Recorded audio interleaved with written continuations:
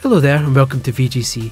My name's Chris Scullion and you're watching my review of Forza Horizon 5 on the Xbox Series X and Series S. Forza Horizon 4 was generally regarded to be not only one of the best racing games ever made, but one of the best games of the entire console generation. It would take a notable degree of skill to be able to better this then, and yet Forza Horizon 5 effortlessly pulls it off, taking over the first place podium and adding another essential must-have title to Playground Games' already impressive string of successes. At its core, the concept remains similar to previous games in the series. The Travelling Horizon Festival has shifted to another location, and once again players have to help it flourish by taking on various races and other missions.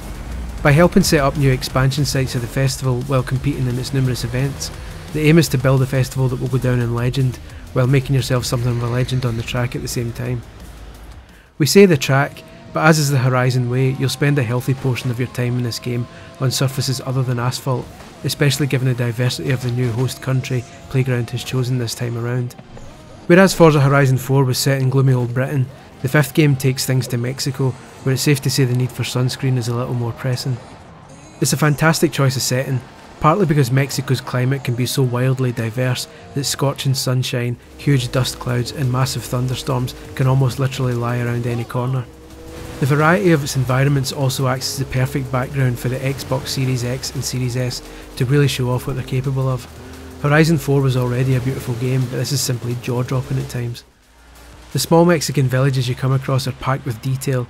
We loved a mural we found on one wall in particular, but it's the jungles that truly impress here, with thick, dense layers of foliage set underneath a beautifully rendered sky with the sunlight splitting through the trees.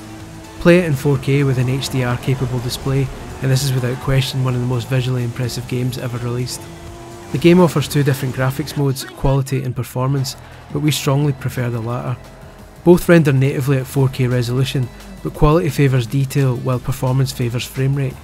What this essentially means is that if you look really hard, you can see that performance mode removes a few details in distant scenery and makes other minor tweaks, but delivers a rock solid 60 frames per second as a result.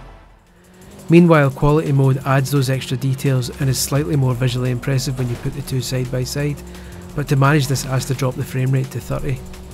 Given how fast you're likely to be racing most of the time, it can often be hard to notice a difference in quality when everything's rushing past you at 150 miles an hour. And since playing in 60 frames per second looks and feels significantly smoother without a drop in native rendering resolution, we recommend performance mode all day long. The Series S is no slouch either, rendering both modes at 1080p and once again delivering a solid 60 or 30 frames per second depending on which you choose. Again, we'd go for performance if we were you, but if you've yet to jump on the 4K bandwagon, the Series S makes this one of the best looking HD console games to date. Regardless of whether you're playing on the Series X or Series S then, Forza Horizon 5 is a graphical masterclass that sets a new bar for console racing. But what does it actually do differently this time? The main difference in single player mode is the way the game's progression system works. There's a new screen called Accolades, where practically everything you can do in the game has been divided into an enormous list of 1,876 mini achievements. These are split into separate categories related to different tasks: building the festival, finishing various races, taking on stunts like speed traps and danger sign jumps, online play, creative tasks like uploading decals and taking photos, and so on. Every time you tick off an accolade, you're given accolade points, and as these points build up, you'll unlock new major chapters of the single player campaign, like adding new festival sites for example. The beauty of this is that there are far more accolades than you need to unlock everything, and this is clearly a deliberate choice by the developer. In this way, players can still make progress even if they want to focus on the specific aspects of the game that they enjoy most. If you're a racer at heart and want to spend your time driving from event to event, taking on all the street races, cross-country races and the like, you can absolutely focus on that and earn accolade points for both completing and winning them. If on the other hand you prefer the exploration aspect of the game, you can instead earn accolade points for covering every road on the map, hitting XP and fast travel signs, doing barn finds, taking photos and getting 1, 2 and 3 star scores on the various stunts dotted around. It's a fantastic system that ensures no player feels left out for preferring to play a certain way. Naturally, we'd sure Playground would rather you were the type who likes to mix things up and take part in races sometimes but go exploring other times, but it's great to see it doesn't force you to take on parts of the game you may be less interested in. It's also oddly reassuring that the game has so many accolades, because a lot of games with numerous achievements can feel quite intimidating, especially for completists like us who insist on getting 100% when playing a game. The fact the number of accolades here is so ridiculously high, and that it's going to be practically impossible for 99.99% of players to find the thousands of hours needed to earn them all, means in an odd way the pressure is lifted off your shoulders. It's far more enjoyable to play once you're safe in the knowledge that you're never expected to 100% this game, and no, there isn't an achievement for it, thankfully. The stories and expeditions are the most entertaining aspects of the single player mode. There are 6 separate stories, each made up of multiple missions which are unlocked as you progress through the game. The first, for example, has you helping someone find and restore a Vocho, a Volkswagen Beetle, that belonged to her grandfather. These stories introduce a bit more character to the game and ensure you're experiencing a lot more than just driving from point to point on the map, taking part in countless races. The expeditions are even more impressive, but sadly there aren't as many of them. There are 5 in total, and each serves as a single long mission which focuses on visual splendour and also has a separate exploration section in the middle.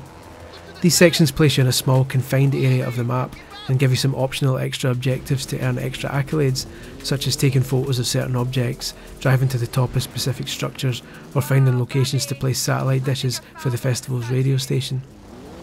We loved the expeditions and the change of pace they provided to the game, but the fact there's only 5 of them is a shame. They can be replayed, of course. With any luck, one of the 2 big DLC expansions planned for later down the road will hopefully add more expeditions. The single player mode has a lot more structure this year then, but when it comes to multiplayer the aim seems to be co-op this time around, thanks to the new Forza Link and Horizon Arcade features. Forza Link makes it a lot easier to match up with like-minded players. The game regularly analyses your status, including the types of things you like to do and any tasks you have outstanding, then matches you up with similar players and gives you a series of optional phrases you can bring up with the D-pad to communicate with them. It essentially means that even if you aren't a big voice chat fan or are matched with a player who speaks a different language, you can easily pair up with another player and take part in some multiplayer shenanigans with them. Horizon Arcade, meanwhile, is one of the best new additions to the game. It's a massive blimp which persistently flies above different areas on the map and regularly counts down to 0. Any players who are in its vicinity when the countdown ends are bundled together for the next arcade event, which tasks teams with completing as many mini-challenges as they can before time runs out. Playground says there are 130 of these mini-challenges, meaning Horizon Arcade should last an extremely long time before you start getting bored of it. Although I'm generally not a fan of multiplayer racing games, there are too many troublemakers for my liking. I had an absolute blast playing Horizon Arcade, and the fact you can just drop in and drop out of it from the main map whenever you like makes for great impulse, well why not, moments. Speaking of impulse moments, one of our favourite things about Horizon 5 is the vastly improved loading times. While this is to be expected this generation, the previous game was notorious for lengthy loading periods at certain points, and these are enormously cut down now.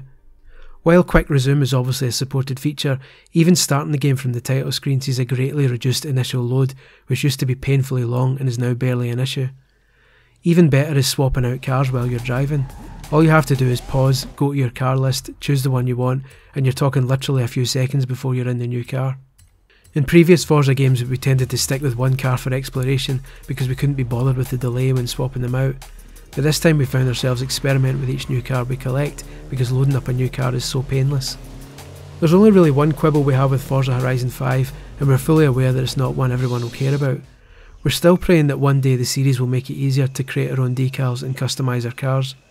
The series still insists on forcing players to use a layer-based vector method to create decals, meaning if you have a specific design in mind, you'd better be really good at making it by stacking a load of geometric shapes on top of each other. It doesn't have to be this way. Gran Turismo Sport let players upload their own images as SVG files and apply them on their cars as vinyls. The process was a bit fiddly, but the result was that anyone could put images on their cars without requiring too much artistic talent. Instead, as has always been the case in Forza, the ability to design decals is once again limited to people who have such incredible levels of creativity and patience that they can get around the system and make detailed creations which can at least be downloaded by others. This means we're left slapping bootleg VGC logos on our car and hoping someone with talent will eventually get around to creating a Celtic FC badge rather than just being able to upload them ourselves. It's a shame because there will be players who have a great idea of how a car design could look in their head but lack the tools that let them easily turn it into reality. It's particularly disappointing when you consider that some of the game's accolades are for making designs that get a set number of downloads and likes, something most players just won't be able to pull off. This is really the only aspect of Forza Horizon 5 that lets us down, however. We've been racking our brains trying to dig up more negative aspects of the game, but instead we just find ourselves continually plucking up clumps of fresh air. This is the best Forza Horizon has ever been. Because of this, it's among the best the racing genre has ever seen, and, as its predecessor accomplished before it, it's easily one of the best games this generation has seen so far. Up to this point, Microsoft Flight Simulator was considered the best Xbox exclusive. Its niche genre, however, meant it only appealed to a certain type of player with a degree of patience and appreciation for its slow pace. As a racing game with open world exploration at its heart, Forza Horizon 5 has far wider potential appeal and has undoubtedly become the best Xbox has to offer. It remains to be seen if Halo Infinite will challenge this next month, but for now this is the pinnacle of Xbox's library. The game is out on November the 9th, just one day before the Xbox Series X and S reach their first anniversary. We can think of no better birthday present than this, the first truly essential game that everyone who owns either platform simply needs to play. Forza Horizon 5 is the best game in the series and the best Xbox Series X and S game to date. Its flawless racing and wealth of activities are backed up by a gorgeous setting and a fantastic new progression system which encourages players to focus on the features they enjoy most. It's utterly essential. Okay, here we go. Hit the danger sign! Best idea ever.